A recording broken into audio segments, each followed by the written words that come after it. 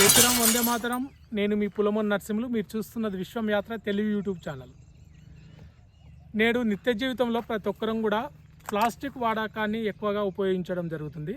శుభకార్యాలు కావచ్చు, దైవ కార్యాలు కావచ్చు, మనము ఇంటికి వచ్చినటువంటి చుట్టాల కొరకు కావచ్చు, ప్రతి ఒక్క దాంట్లో కూడా ప్లాస్టిక్ ప్లేట్లు, ప్లాస్టిక్ గ్లాసులు, చట్నీ పెట్టడానికి ప్లాస్టిక్ బకెట్లు, ఇలాంటివన్నీ కూడా మనం ఉపయోగించడం అయితే జరుగుతుంది. దానివల్ల మనకు జరిగే నష్టాలు అనేకం ఉన్నాయంట అని పరిశోధన వల్ల తేలుతూ ఉన్నది. BPA అనే రసాయనం అయితే దాని ద్వారా వెలువడుతూ ఉందని పరిశోధనల వల్ల తేలింది.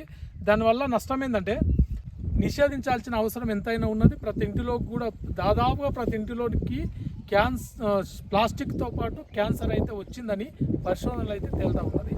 ఈ మధ్యకాలంలో క్యాన్సర్ పేషెంట్లు ఎక్కువగా ఉన్నారు, చనిపోవడం కూడా జరుగుతూ ఉంది. శుభకార్యాలు కావచ్చు, దైవకార్యాలు కావచ్చు, మోదుకాకుతో తయారు చేసినటువంటి ఇస్తరాకును, డొప్పలను ఉపయోగించే వాళ్ళం. కానీ కాలక్రమేణా మనం బిజీ లైఫ్లో దాన్ని మర్చిపోయి మోడ్రన్ కల్చర్కి అలవాటు పడి ఈ ప్రతి గ్రామాల్లో దొరికే మోదుకాకును మర్చిపోతూ ఉన్నాము.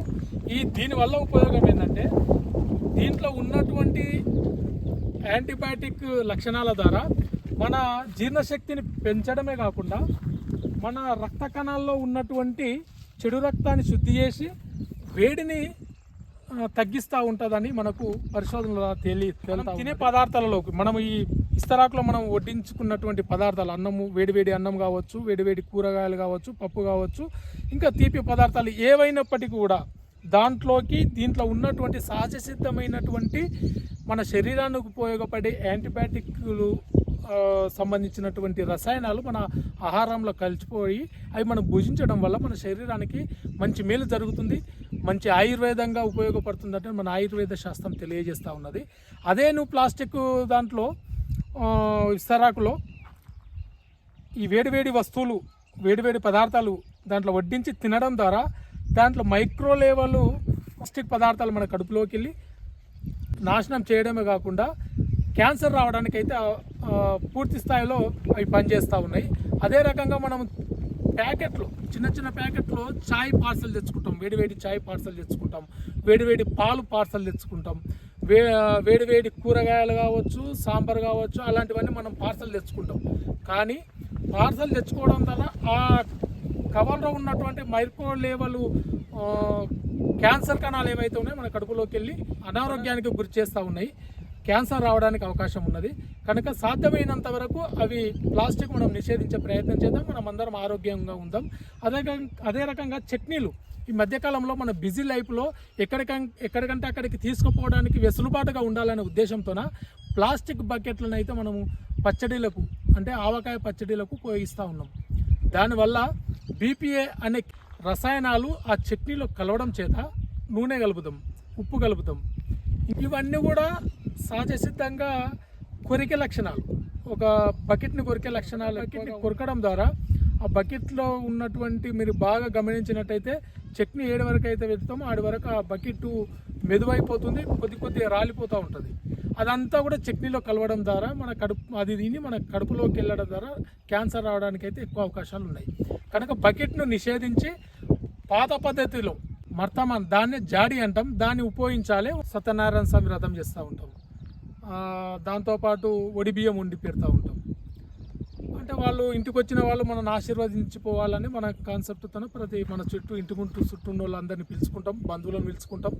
కానీ మనం చేస్తున్న పొరపాటు ఏంటంటే వాళ్ళ ప్లాస్టిక్ ప్లేట్లలో వడ్డన వేసి తినబెడతాం. వాళ్ళు ఆశీర్వదిస్తారు కానీ మనం వాళ్ళకి విషం తినబెట్టి పంపుతూ ఉన్నాం. మనం పెట్టే భోజనంలో ప్లాస్టిక్ ప్లేట్లో ఉన్నటువంటి విష పదార్థాల భోజనంలో కలిసి వాళ్ళు తినడం ద్వారా వాళ్లకు క్యాన్సర్ వచ్చే అవకాశాలు ఉన్నాయి. ఇంత పొరపాటు మనం తెలియకుండానే మనం చేస్తూ ఉన్నాం.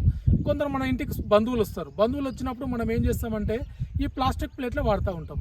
కానీ మన బంధువులు అంటా అని చుట్టమని వస్తే మనం ఏం చేస్తున్నామంటే వాళ్లకు భోజనం ద్వారా విషం కలిపి పెడతా ఉన్నాం. ప్లాస్టిక్ ప్లేట్లలో అన్నం పెట్టడం ద్వారా వాళ్ళకు విష పదార్థాన్ని తినబెట్టిన వాళ్ళం అవుతూ ఉన్నాం. తెలియకుండానే మనం పాపం కొని తెచ్చుకున్న వాళ్ళం అవుతున్నాం. కనుక ప్రతి ఒక్కరం కూడా ఈరోజు నేనైతే ఈ మోదుగాకులను ఈ రోజు నుంచి మా ఇంట్లో ప్రారంభం చేస్తాను. మీరందరూ కూడా, ఈ వీడియో చూస్తున్న వాళ్ళందరూ కూడా ఈ మోదుగాకులను వీలైనంత వరకు మోదుగాకులను మన ఇంటి పూర్తయినా సరే తెంపుకుపోయి ఇస్తరాకులు కుట్టుకొని ఇంట్లో నిల్వ పెట్టుకోండి. ఇంట్లో జరిగే శుభకార్యాలకు ఉపయోగించండి. వీలైతే మీ తాను ఎక్కువగా మీరు కుట్టినట్లయితే ఊళ్ళో జరిగే శుభకార్యాలకు మీరు ఎంతో కొంతకు అమౌంట్కు అమ్మడానికి కూడా అవకాశం ఉంటుంది. దేవాలయం జరిగే శుభకార్యాల దగ్గర కూడా మీరు ఈ ఆకులను ఉపయోగించడం వల్ల మంచి ఆరోగ్యాన్ని ఇచ్చిన వాళ్ళు అవుతారు. అదే రకంగా మనము వాడేసినటువంటి ప్లేట్లను భూమిలో వేస్తే దాదాపు 100 సంవత్సరాలు అవుతుంది. అది భూమిలో కరిగిపోవడానికంటే మనకు పరిశోధనల ద్వారా తెలుస్తుంది. అదే ప్లాస్టిక్ ప్లేట్లను మనం అంటిపెట్టడం ద్వారా దాని వచ్చే పొగ ఏదైతుందో ఈ వాయు కాలుష్యం అంటే గాలిలో కలిసిపోయి ఆ గాలి మనం పీల్చుకున్నట్లయితే దాని ద్వారా కూడా మనకు క్యాన్సర్ వచ్చే అవకాశాలు ఉన్నాయి. కనుక ఇన్ని రకాలుగా నష్టం చేస్తున్నటువంటి ప్లాస్టిక్ను మనం నిషేధిద్దాం. మన ఇంటిలో ప్రతి ఒక్క ఇంటిలో మోదుక ఇస్తరాకులను ఉపయోగిద్దాం. మన ఆరోగ్యాన్ని కాపాడు. అదే రకంగా మనం తినేసినటువంటి ప్లేట్లు కావచ్చు, మనము పండ్లు అలాంటివన్నీ కూడా కవర్లు వేసి పారేస్తూ ఉంటాం. ఇవన్నీ కూడా పశువులు తెలియని జీవులు. అవి ప్లాస్టిక్తో అట్లే తింటూ ఉంటాయి. అవి లోపలికి వెళ్ళి దానికి కంతిగా ఏర్పడి అవి చనిపోవడానికి అవకాశం ఉన్నది. పశువులు కూడా అంటే ఈ ప్లాస్టిక్ వల్ల పర్యావరణానికి మొత్తం కూడా నష్టం జరుగుతున్నది. కేవలం మనుషులకే కాదు, పశువులకు, జీవరాశికి, ప్రతి ఒక్కదానికి కూడా ఈ ప్లాస్టిక్ వల్ల నష్టం జరుగుతుంది. కాబట్టి ఈ ప్లాస్టిక్ని మనం నిషేధిద్దాం. వీలైనంత వరకు మనకు ఈ మోదుగాకులతో కుట్టినటువంటి ఇస్తరాకులనేవి మనము వాడుకుందాం.